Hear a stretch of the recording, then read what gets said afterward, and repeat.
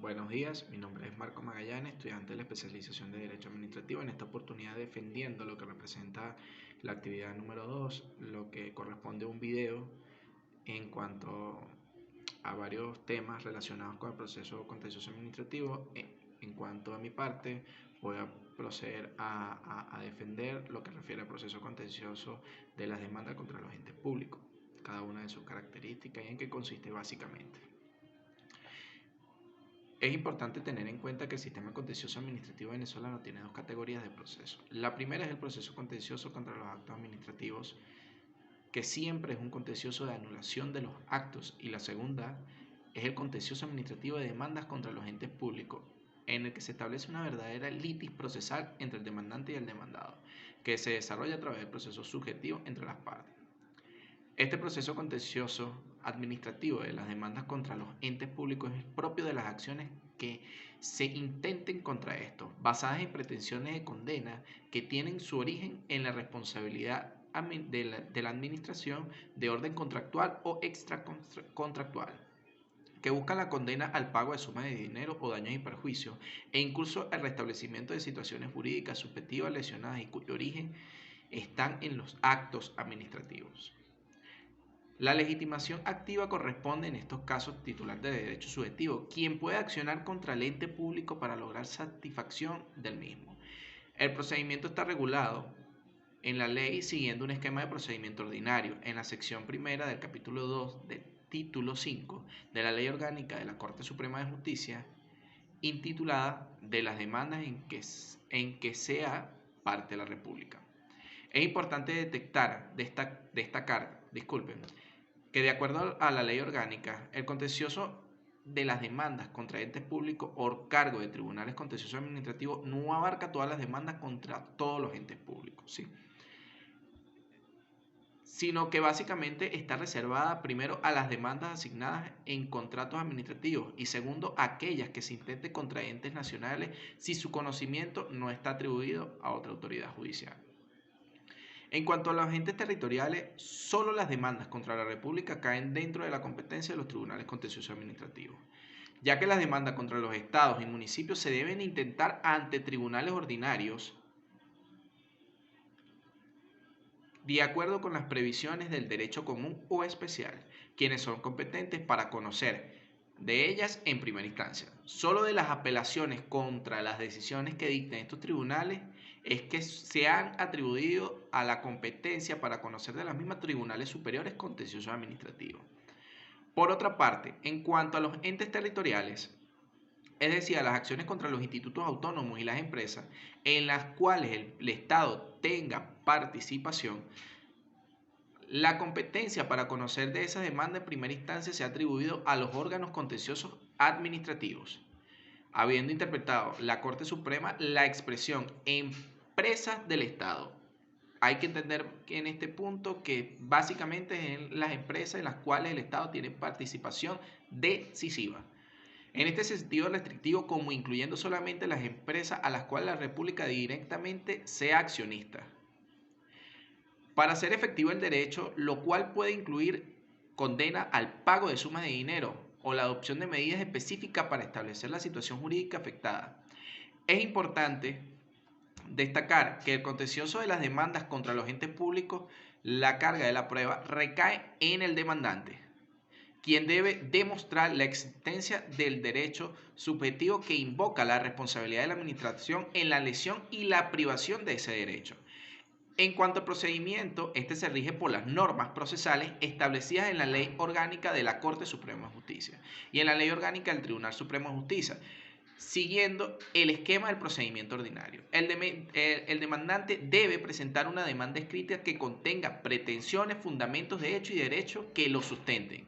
y debe acompañar los documentos que considere necesarios para probar ese derecho.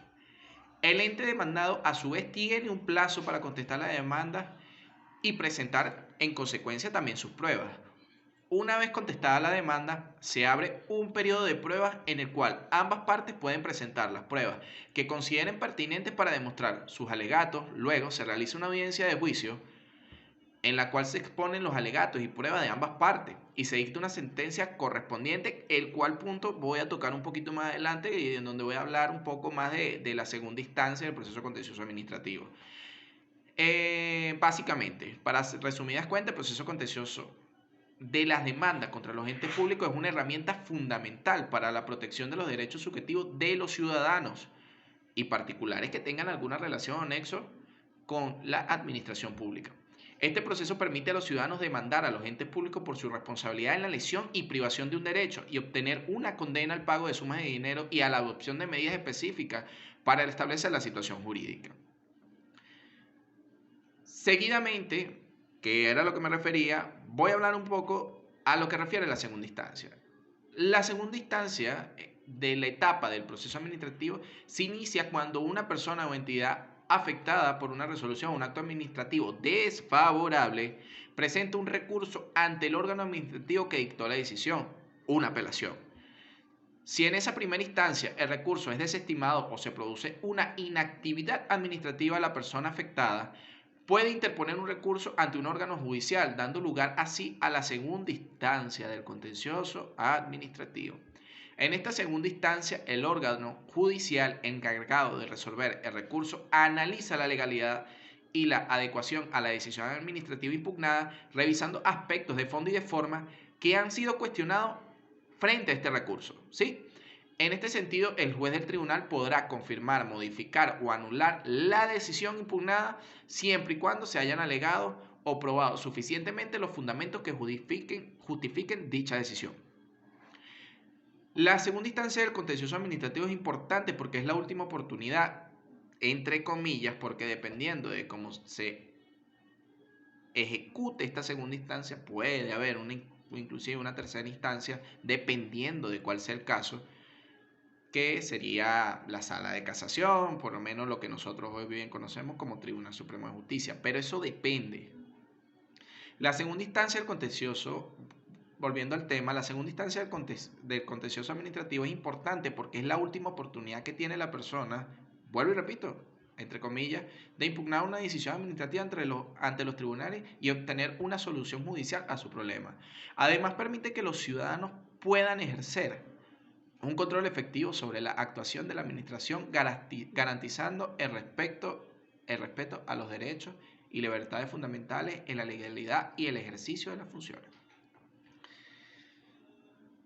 En cuanto a las medidas cautelares en una sentencia, son una herramienta que tienen tribunales para proteger los derechos de las partes involucradas en un proceso judicial. Mientras se resuelve el caso en el ámbito del derecho contencioso administrativo, las medidas cautelares pueden ser solicitadas por los demandantes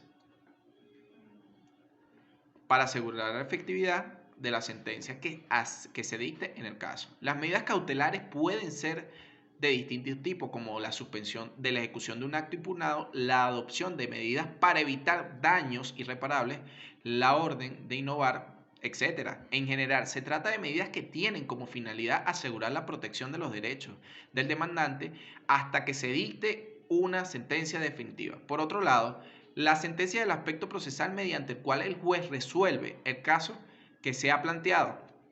En el derecho contencioso administrativo, la sentencia puede declarar nulidad o anulabilidad del acto impugnado, así como reconocer el derecho del demandante a obtener una determinada prestación por parte de la administración. Finalmente, en cuanto a la ejecución de sentencias contra la administración pública, es importante destacar que la misma se rige por unas reglas específicas, ya que la administración pública cuenta con ciertas